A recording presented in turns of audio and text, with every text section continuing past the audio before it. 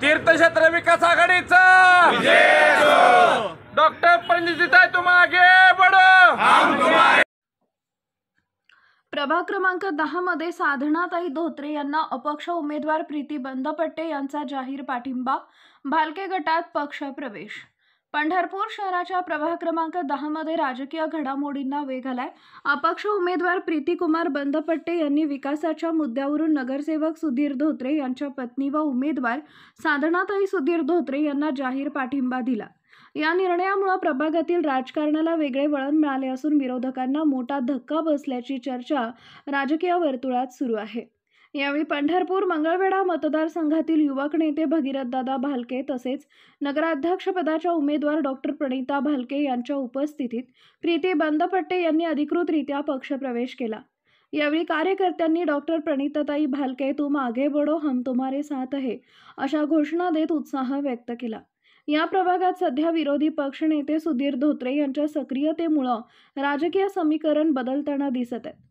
प्रभागातील अनेक नागरिक आणि कार्यकर्ते सुधीर धोत्रे व संजय बंदपट्टे यांच्या नेतृत्वाखाली काम करण्यास उत्सुक असल्याची माहिती मिळते आहे। कार्यक्रमात बोलताना डॉक्टर प्रणिता भालके यांनी नव्यानं मिळालेल्या पाठिंब्याबद्दल समाधान व्यक्त करत सर्वांचे आभार मानले। ही लढत प्रणिता भालके विरुद्ध श्यामलताई शिरसट अशी राहणार आहे।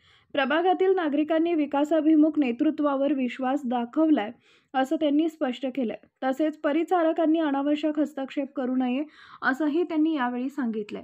या कार्यक्रमाला संभाजी बंदपट्टे, कुमार बंदपट्टे, मधुकर बंदपट्टे, संजय बंदपट्टे, सुधाकर बंदपट्टे, विठ्ठल बंदपट्टे, प्रवीण बंदपट्टे, आकाश बंदपट्टे व सर्व आजी माजी नगरसेवक, पदाधिकारी, कार्यकर्ते उपस्थित होते। जे नाव प्रीती कुमार बंदपट्टे, मी साधना धोत्रे यांना पाठिंबा देते। ताई, अनेक जण तुमच्या पॅनलमध्ये यायला इच्छुक आहेत, पाठिंबा देत आहे, काय सांगू शकाल? आम्ही विकासाचं विजन घेऊन ह्या पंढरपूरच्या रणांगणात उतरलेलो आहोत। खरं तर आज ताईंचं मी कौतुक करते की त्यांनी आपल्या वार्डाच्या विकासाचा म्हणजे महत्त्व लक्षात घेऊन साधनाताई यांना पाठिंबा दिलेला आहे। करावं तेवढं त्यांचं कौतुक कमी आहे की आमच्या ताकदीमध्ये एक त्यांच्या रूपानं नवी भर पडलेली आहे आणि आम्हाला नवी ऊर्जा मिळालेली आहे। आता तुम्ही प्रभागात फिरताय, सगळीकडे उपनगरात फिरताय, कशा प्रकारे प्रतिसाद आहे? अतिशय चांगला असा प्रतिसाद आम्हाला नागरिकांमधून येत आहे। लोक समोर येऊन सांगत आहेत की आपल्याला बदल घडवायचा आहे आणि त्याच्यासाठी सर्वसामान्य प्रत्येक स्तरातून आम्हाला भरपूर असा पाठिंबा मिळत आहे। सोलापूर जिल्ह्याचे माजी आमदार प्रशांत परिचारक सातत्याने सांगत आहेत की स्वर्गीय भारतनाना भालके यांनी केलेले विकास कामावर मतं मागा, नानाच्या जीवावर मतं मागू नका, तुम्ही काय केलंय सांगा, असं त्यांचं मत आहे। मग नानांच्या विकास कामावरच मतं मागतोय। लोकांनी नानांना 3 टर्म आमदार त्यांनी काम केलं म्हणूनच हे केलेलं आहे। तुम्हाला 2 वेळी लोकांनी घरी बसवलेलं आहे। आणि दुसरी सांगायची महत्त्वाची म्हणलं तर आमच्या म्हणजे वडीलधाऱ्यांचं काम आहे इथं म्हणून आम्ही त्यांच्या ह्याच्यावर मतं मागतोय। आणि स्वतः नानांच्या जाण्यानंतर फील्ड उतरून मी पण देखील काम केलेलं आहे आणि कुठंतरी ह्या कामाची पोचपावती म्हणूनच लोकांनी मला आज त्यांच्यातून उमेदवारी दिलेली आहे। तुमच्या डेबिट शोच्या आव्हानाला त्यांनी प्रतिसाद दिला आहे, त्यांचं पण मत आहे 2009 ते 2011 मध्ये काय विकास झाला ते तुम्ही आमच्या पुढे मांडावं, आम्ही छत्रपती शिवाजी चौकात येऊन पत्रकारांसमोर डेबिट शो करू। मुळात मी त्यांना डेबिटचं आव्हान दिलेलंच नाही, मी आव्हान दिले समोरच्या उमेदवाराला। मला विकासाच्या मुद्द्यावर बोलायचं आहे आणि ही इलेक्शन नगरपालिकेचे आहे। नगरपालिकेच्या मुद्द्यावरून त्यांनी 40 वर्षाचा लेखाजोखा इथं समोर येऊन शिवतीर्थावर द्यावा।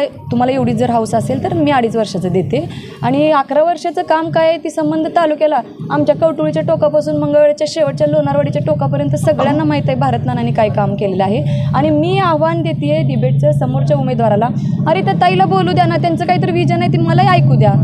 तुम्ही त्यांचा आवाज दाबण्याचा प्रयत्न करताय का काय? ही इलेक्शन मी अगोदरही क्लिअर केले की ही इलेक्शन प्रणिता भालके विरुद्ध श्यामलताई शिरसट यांची आहे। कुठेतरी परिचारकांची किंवा विक्रम शिरसट, लक्ष्मण शिरसट यांची इलेक्शन नाही, आम्हाला महिलांना दिलेली ही जागा आहे। संविधानाने दिलेला, महिलेला दिलेला हा अधिकार आहे आमचा। आणि कुठंतरी मला असं वाटतं की हे 3 जण मिळून त्या ताईंचा आवाज दाबण्याचा प्रयत्न करत आहेत की काय, म्हणजे हे संबंध महिलेचा अपमान आहे आमच्या।